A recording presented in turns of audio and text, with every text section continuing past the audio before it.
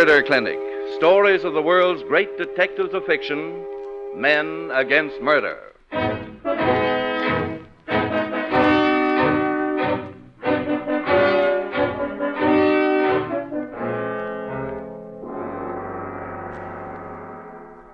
Each week at this time, WOR Mutual invites you to Murder Clinic, where you'll meet one member of this select band in his most interesting case.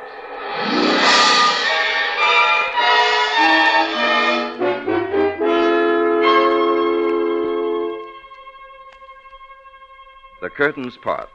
In our amphitheater of mystery, all is dark save for one brilliant spotlight.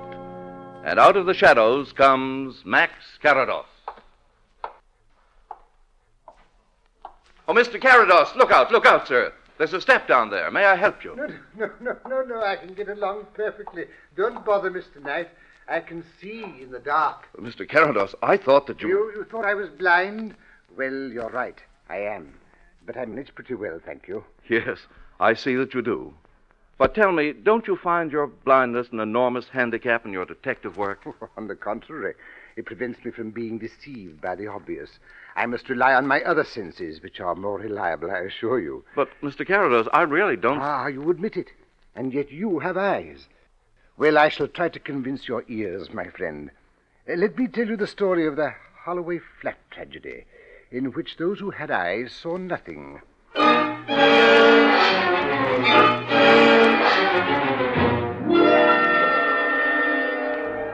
You may recall Louis Carlyle, my very good friend and associate. He was a private inquiry agent and often did me the honor of asking my help in some of his more complex cases. One morning I dropped in at his office. Parkinson was with me, of course. He has been my personal attendant and my physical eyes for many years. Louis was a bit bewildered by a letter that had arrived in the morning mail.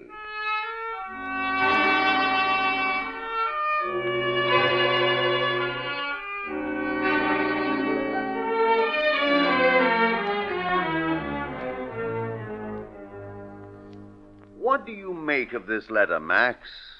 It's certainly out of the ordinary run of my correspondence. Good bond paper. Letterhead engraved. Albert Henry Polish. Written by hand, I see. Let's see what he has to say. Important. See you alone. Absolute privacy. Will call 10 o'clock tomorrow morning. Signed A. H. Polish. Gad, Max, how do you do it? I've seen it 100 times, and I still can't believe it. My dear Louis, why are things you can't see so mysterious to you? You wouldn't be surprised to watch me reading Braille, would you? Well, the ink on this paper is as clear as Braille to me. But to get back to this letter, your mysterious Mr. Polish says he's coming this morning. Perhaps I'd better go. I wish you wouldn't, Max. But he says here, absolute privacy. Yes. Look, Max, I've an idea. Why don't you and Parkinson go into the next office and leave the door cracked just a bit so that you can listen in? This Polish affair might interest you. Yes? What is it? Mr. Polish to see you, Mr. Carlyle. Send him in 1 minute. Yes, sir. He's here now. Please, Max. All right, Louis, if you wish it. Come on, Parkinson, let's go. Very well, sir. Pull the door to, but not too close, Parkinson, will you? Yes, sir. Come in. That must be our friend Polish now. Mr. Carlyle? Yes? Are you alone? Why, yes, Mr. Polish, I don't think he saw me come here. I was careful. Oh, come, Mr. Polish, control yourself. What was it you wished to see me about? Mr. Carlyle, someone is trying to murder me. Well, Parkinson, this promises to be interesting. Why, dear Mr. Polish, surely you... I know it sounds impossible, but I tell you it's true. He's made one attempt on my life already. Who? Peter. Peter? Oh, I don't know his last name. He's a foreigner. He used to be engaged to the girl. The girl you wish to marry, Mr. Polish? No, nothing like that. I'm married already. Oh, I see. It's not what you're thinking. There's nothing between us, really. But you see, well, my wife, she's a highly nervous woman, Mr. Carlyle. Insomnia and that sort of thing. As a matter of fact, we've had separate rooms for over a year now. Yeah, I understand. Well, when this girl found out I was married... There was a scene, I suppose. Yes, most unpleasant. But nothing compared to what happened when she told her boyfriend, Peter. He tried to murder me. Are you quite sure of that, Mr. Polish? Let me tell you what happened. That night, after the row, I couldn't sleep. I was jumpy. So I thought I'd go out for a bit and walk it off. Mm-hmm. So I got up, fixed a bolster and a pillow with my bathrobe over it in the bed, and then... Excuse me, why did you do that? I told you, my wife's a highly nervous woman. Her insomnia. Oh, yeah. If she came in and saw my bed empty, she'd be likely to get hysterics or something. I see. Go on. on. I fixed up this dummy in my bed and went out. I walked around maybe half an hour. When I got back and was coming up the stairs, we live in a block of flats. Yes? I came face to face with a man coming out. It was Peter. What did you do? I didn't do anything. When he saw me, he crowded back against the wall and gasped. Looked as though he'd seen a ghost. Before I could say a word, he dashed past me down the stairs and out of the house like a shot. And when I got up to my room, there were the bolster and the bathrobe I left in the bed, stabbed through and through with a knife. Somebody had driven a knife through what he thought was my body.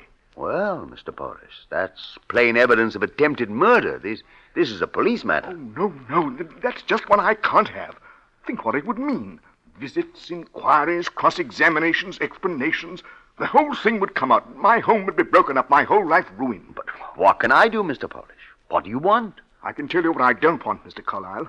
I don't want to be murdered. And I don't want my wife to get wind of this affair. Well, Mr. Polish, I should advise your going away for a while. It's impossible just now. My business... Well, then, until you can, I should advise new locks on all your doors and your windows. That means locksmiths and more questions. My wife's nerves... Surely, Mr. Polish, that's carrying consideration a bit far. How did you account for the cut linen, the bolster? Oh, I've hidden them away in a drawer until I can buy another sheet and cover. I managed to sew up the bolster. Well, Mr. Polish, it's a unique problem. I don't see at the moment just how I can advise you. Come, Parkinson. This interview is practically over. Let's get out into the anteroom. I should like to see this foolhardy but devoted husband. Good day, Carlyle. It's been a great relief to me telling you about... I say, there's someone in the anteroom. Isn't there another way out? I don't want to be seen. It's quite all right, Mr. Polish. Mr. Carados. He's blind. I'd like you to meet him. Blind, you say? Oh, well, all right. Oh, Max, I'd like you to meet Mr. Polish. Oh, how do you do, Mr. Polish? Oh, yes. Pardon my glove, won't you? You see, I'm missing part of a finger in my right hand, and I'm sensitive about it. You needn't be, Mr. Polish. I found physical infirmities have their compensations. Oh, yes. I can see that. I must be going, Mr. Carlyle. I'll get in touch with you if anything further develops. Goodbye, Mr. Polish. Goodbye, Mr. Polish. Goodbye. All right, Parkinson, you can come out from behind that screen. He's gone. Oh, come, Max. Why this elaborate device? Surely I could have told you what the fellow looks like. All right, Louis, tell me, what does Mr. Polish look like? Why, Max, he's, medium height, average weight. He's got, sort of brownish hair and... I see, Louis. Medium, average, a perfect picture. And what would you say, Parkinson? Mr. Polish is 5'9", sir. He weighs in the neighborhood of 11 stone 6. His hair is light brown, several shades lighter than his brows. He has a small mole beneath the left eye. The clothing of good material, but not custom-made. Glove on right hand only. Calfskin, I should say. Oh, help, enough, Parkinson, enough. Incidentally, you know, he's quite the most nervous chap I've ever met. Yes, our Mr. Polish seems obsessed with nerves. Very interesting. You must let me know how the sequel to this morning's prologue turns out. Now, what I really came here to see you about, Louis. There's an auction of old Roman coins at Endicott's next Monday. How about joining me for lunch at the club and going on to it afterwards? You couldn't resist that, Max, could you? Well, neither can I. All right, I'll be on hand. Next Monday it is. See you then.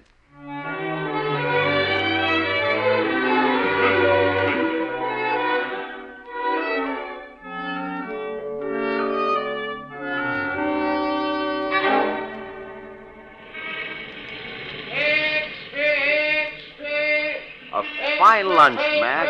I hope this auction will be better. Listen, Louis. Lake Street, get your paper. Holloway flat murder. Read all about it. Holloway Flats? Isn't that the address of your remarkable caller last Thursday? By Jove, Max, it is. What was the fellow's name? Polish. I want... Here, boy. Boy. Give me a paper, please. Here you are, Governor. Thank you, sir. You're right, Max. It is Polish. Why, the poor devil. Found dead in his bed this morning. In the room. Charwoman's gruesome discovery. Early this morning, they... Shocking injury. Uh-huh. Hey, cabby. Scotland Yard.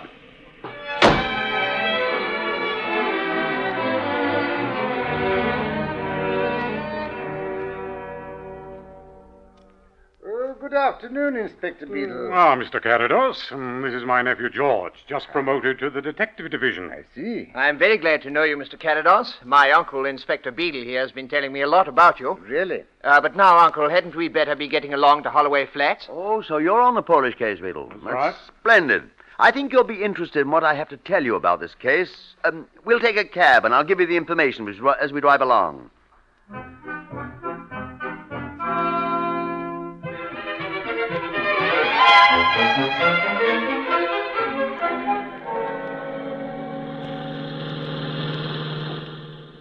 And that's the yarn Polish told me not 4 days ago. Well, a bit of luck, I should say, Mr. Carlyle. Looks as if we got our murderer before we even start.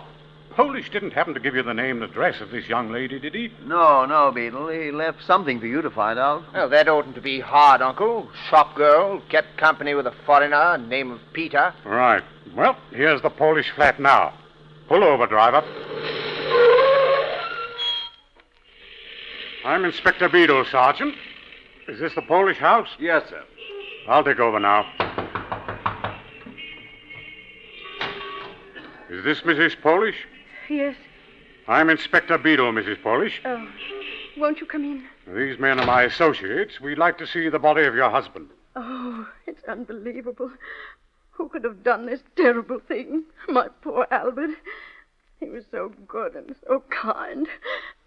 When I got the wire, Torquay, I rushed right back. Oh, he wasn't at home when this happened, Mrs. Polish. Oh, no. Albert had insisted I go down to Torquay, to my sister's for the weekend. Oh, why did I go? If I'd only stayed, this never would have happened. Now, ma'am, you mustn't disturb yourself. You just leave everything to us. Oh, but I must be with him. My Albert. Oh, Albert. Stop her, Inspector. Don't let us see him. He's in a horrible state. Mrs. Polish, you'd better... Oh, no, Albert. Oh, confound it, Sergeant. Get her out of here. All right, sir. Come on, Mrs. Polish. All right, but I'll miss him so. Lummy, he is a nasty sight. I've seen dead ones before, but this... His face is slashed like a fancy loaf. Yeah, looks like there's been a wild beast at work. Horrible. Well, Inspector Beadle, it fits in with what we know, what he told me himself. Revenge and rage and sheer bloodthirstiness. Inspector, Yes, Mr. Carados? are you sure the corpse is Polish? Why, I took it for granted, Mr. Carados. Why'd you ask? I'm always suspicious of these murders where the victim's face is bashed beyond recognition, that's all. You're right, Max. He's fairly unrecognizable. Wait. Yes, it's Polish, all right. See here? A finger missing on the right hand. Remember, Max? He told us about that when he shook hands with you the other day in the office. Yes, I remember that very well. Nevertheless, Inspector, I'd compare our victim's fingerprints with those of Mr. Polish's if I were you. But, Mr. Carados, we haven't Polish's fingerprints on My file. dear man, there must be literally hundreds of them around this room. Everything he touched must be covered with them. Yeah, of course, sir. Stupid of me. George, attend to that. Yes, sir. Oh, by the way, George, did you get the doctor's report? Yes, I did, Uncle. He says it must have happened sometime between Saturday midnight and early Sunday morning. The neighbors saw him come home after taking Mrs. Polish to the station Saturday afternoon. And they saw the Sunday papers and milk bottle outside his door Sunday. He wasn't found till Mrs. Jones, the charwoman, came to clean up this morning. Where was this Mrs. Jones Saturday, George? She says Mrs. Polish let her go early Saturday, Mr. Carados. What with her going away to Torquay for the weekend. I see. Poor chap. If only he'd taken my advice about changing those locks. I say, Max, what are you doing there? Oh, I'm looking for that sheet and bolster he said he'd put in the bureau drawer after that first attempt on his life. Well, that's a good point, Mr. Carados. Here, let George help you. Socks, shirts. Put over. Let's try the next drawer. All right. Ah, here we are. This looks like them, all crumpled up in the corner. Good. He said he'd hidden them. Yes. Here's the knife cut. Mr. Carlyle, very interesting, but no more than we expected. Let's get on. Coming, Mr. Carados? You go ahead. I'll join you in a moment in the living room. I'll just fold up this linen so it's tidy. Can you beat it? A blind man wanting things tidy, as though he could see. I say, Uncle, take a look at this. Here's where that Peter fellow must have come in. Here's marks on the windowsill. You're right, George. Easy as ring of roses. There's the balcony and the stairway window not a yard away. Unusual case, Inspector Beadle. This murderer seems to have gone out of his way to make things easy for you. It fits, Max. It fits. Blind, jealous rage, and didn't have the wit to cover his tracks. Too bad Polish didn't take my advice about changing the locks on his door and windows. Come in. Yes, what is it, Constable? Sorry to disturb you, Inspector, but there's a chap out here with tools. Says he came to put in new locks. That's locking the stable door, all right. Let's have him in. All right, you there. The inspector wants to see you. Oh, how are you, Mr. Inspector? Blimey, what's this? Never mind that, my lad. You're a locksmith, eh? Right, Governor. My name, Joseph Biggs. We've a shop at Maidstone Crossing. Mr. Polish asked you to come here and do some work for him. That's right. Come in Friday, he did. Polite as you please. Asked me if I work Saturdays. Not as a rule, I says. Told me he needed his locks fixed. Never you mind Saturday closing, he says. Monday'll do. And now here I comes. 1 hour in the bus from my shop. It's hard lines, that's what it is. It's hard lines. That'll do. Just get along with you now. Blimey, I'm called to do a job and then get bounced out of it. Oh, that's that. Just one more thing. Sergeant, did you ask Mrs. Jones whether there'd been a fire in this grate recently? Yes, sir. Said there hadn't been one for weeks. I see. Then these ashes may be significant. Here, have a look, George. It looks like some paper's been burned. Not much left. Hey, what's this? Look, it's a bit of newspaper. Goodbye. Let's Funny have a look. kind of printing. Why, it's Italian. Just one more sign pointing in the same direction. Peter. Yes, isn't it, Inspector Beadle? Did anyone happen to notice if he had written Si Parla Italiano in red on the wall over the bed? Why, no, Mr. Carados. I'll go look. No, George, don't bother. When you know Mr. Carados as well as I do, you will understand that although there's always something in what he says, it's not always what you think it is. That's right, Mr. Carados. Just why do you think the murderer might have written Italian spoken on the bed? Obviously, Inspector, to make sure you wouldn't miss it. You're right, Mr. Carados. This Peter has been pretty helpful. Nothing to the case, just a simple routine job of finding the shop girl and her Italian boyfriend. Bulldog you are, Inspector. But I wonder, while you're pursuing this simple routine job, would you do a favor for me? Why, of course, Mr. Carados. Anything you like, if you think it'll help find the murderer. Thanks, Inspector. Now, this is what I want you to do.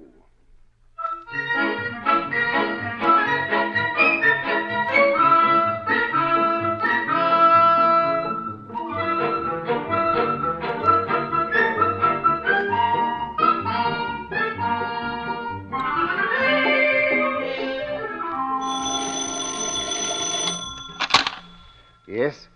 This is Max Carados. Oh, George, any news? Well, sir, we followed our party as you ordered. He left the house in the afternoon, took a bus to Kensington, stayed there in the park 2 hours, taking a walk, then went right back and hasn't stirred since. Didn't talk to anybody? Make any phone calls? No, sir, nothing. I see. Any other news? Just that we checked the fingerprints. It was Polish, all right. And Peter? No, sir, no report on Peter yet, but we're hopeful. Good chap. Well, keep on with it, George.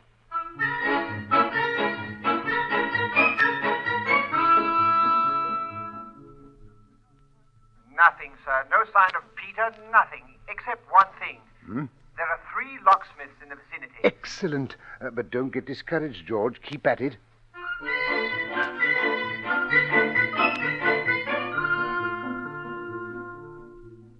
No, sir, nothing. It's been 3 weeks now, Mr. Carados. Shall we keep at it? By all means, George. It's absolutely vital. Absolutely.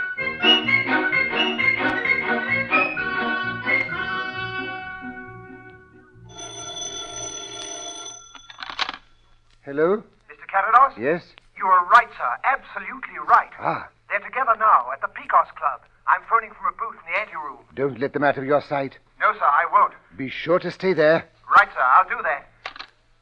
Parkinson? Parkinson? Yes, sir? Parkinson, phone Mr. Carlyle and Inspector Beadle. Tell them to meet us in half an hour, then call a cab. Yes, sir. But pardon me, sir. But just where shall I tell them to meet us? Of course, Parkinson, good man. I must be more excited than I thought. Tell them to meet us in the lobby of the Pecos Club. And tell them to be sure to wait in the lobby for me.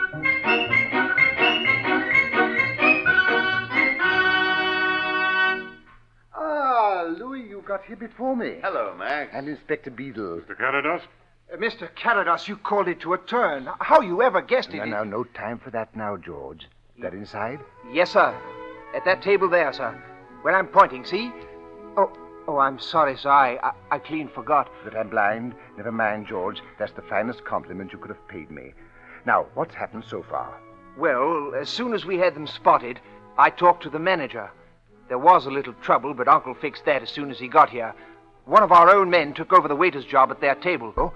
They seemed careful when he was around. Just one thing he caught, though. When our man came up, she was saying something about there might even be a raid here to look for Peter the Italian. And then they both laughed. Yes, they would. I'm going in there alone. We can't hear to that, Mr. Carados. It's too big a risk. The man has a gun on him. We spotted that. These people are desperate. Dangerous it would be. Don't worry, Inspector. Believe me, I'll be safe. Just one thing. Keep your eyes on me. When I unloosen my scarf, throw that master switch in the fuse box. Turn out every light in the place. It's important. But, Mr. Carados, I won't hear of it. I... Blast it. He's in there already.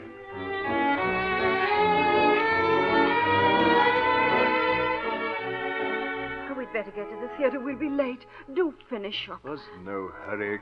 We've plenty of time. Oh, do finish your coffee, Dick. I'm nervous here. I still think it was a crazy stunt. Don't worry. It's over a month now, and nothing... Why, good evening, good evening. Why, how pleasant to meet you again, Mr. Polish. Why, what do you mean? Who... But of course. How stupid of me. I couldn't expect you to remember me, Mr. Polish. After all, we met only once. There must be some mistake. I never... Surely, Mr. Polish, you recall your visit to Mr. Carlyle's office. As you were leaving, I was sitting in the anteroom. I've told you there must be some mistake. My name is not Polish. But of course, how stupid of me. Oh, you must forgive me. You couldn't be Polish, could you? I remember now. I read somewhere the poor fellow was murdered, wasn't he? Was he? Yes, terrible thing. But what an embarrassing mistake. You know, it's only the second time in my life it's happened to me. Mistaking a voice, I mean. You see, I'm blind. Oh. Yes, miss, quite blind. Oh. And I've always prided myself on never forgetting a voice. And now here I am, forgetting the first time. You've made your second mistake. So if you'll excuse me... Yes, it's all coming back to me now. How could I have forgotten? Why, only the other day Mr. Carlyle was telling me about that dreadful murder case. Oh. The police let him in on the little game they're playing. What little game? What do you mean? Well, I shouldn't tell you. It's in the strictest confidence, of course. But you've been so kind. Yes. What little game? Why, this Peter. The Peter they're after. The Italian. You mean they found him? Found him. That's just it. The police know there's no such person. Ridiculous. Why, all the evidence in the newspapers... All planted, every bit of it. Imagine that. Why, they even know who did do it. You see, the police have discovered that the man who called on Carlyle that day wasn't Mr. Polish at all. He was the wife's lover. Mrs. Polish, I mean. That's very interesting. Yes, isn't it? You see, Polish's wife and her lover had planned to murder Polish all along. So he, the lover I mean, went to Carlyle's as Polish and spun a yarn about some non-existent Italian who had already tried to kill him. Wasn't that clever of them? To supply the police with a murderer they never could find. Why are you telling me all this? Well, I thought since I mistook you for Polish and all that, you might be interested. But if I'm boring you... No, why, go on. Well, of course, it must have been the wife who planned the whole thing. She wanted the lover and her husband's money, both. Oh. The police know that, but they can't do a thing about it. That is, till they find the lover. Of course, if they once find him, it's simple. They'll both hang. Unless the lover turns King's evidence. That'll save his life, of course. It would? Are you sure of that? Oh, absolutely. Dick, what are you thinking? But on the other hand, if they never find him, she's safe. Phew. Bah, it's warm in here, isn't it? I must loosen this scarf. Jimmy, what are you... Let go of me! You devil, you! George, light! No. Good heavens. Look there. Now, one side there. Max, are you all right? Mr. Carados, what happened? As you see, Inspector, Mrs. Polish has just shot and killed her partner in crime. You know dead men tell no tales. If I hadn't prevented it by catching her wrist, we'd have found the gun in his hand, and the verdict might have been suicide. A resourceful young lady, are Mrs. Polish. You devil, you! I could kill you! No, my dear lady, you mean you would kill me. The two are not synonymous.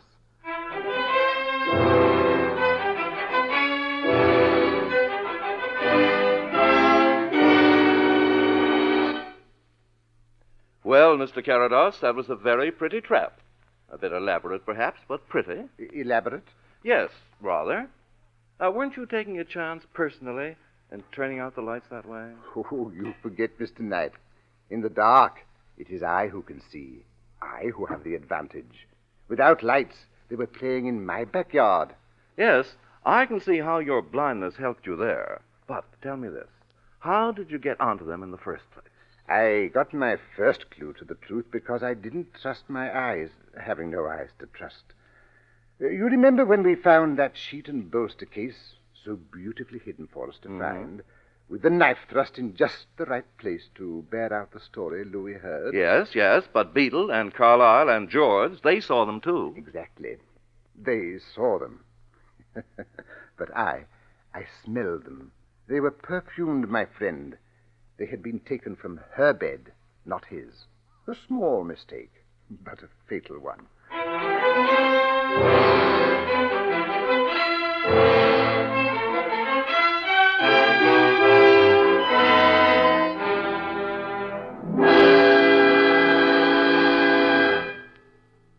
You have been listening to Murder Clinic.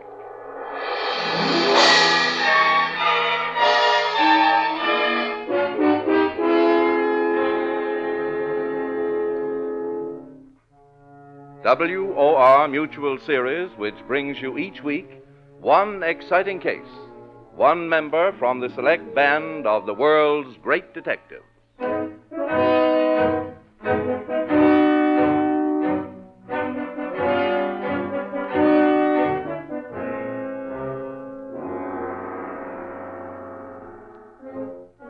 Tonight's detective was Mr. Max Carados and was played by Alfred Shirley. Louis Carlyle was played by Horace Braham. Original music was composed by Ralph Barnhart and conducted by Bob Stanley. The tales told on Murder Clinic are adapted by authors Lee Wright and John A. Bassett. Murder Clinic is produced under the direction of Alvin Flanagan. This is Frank Knight speaking.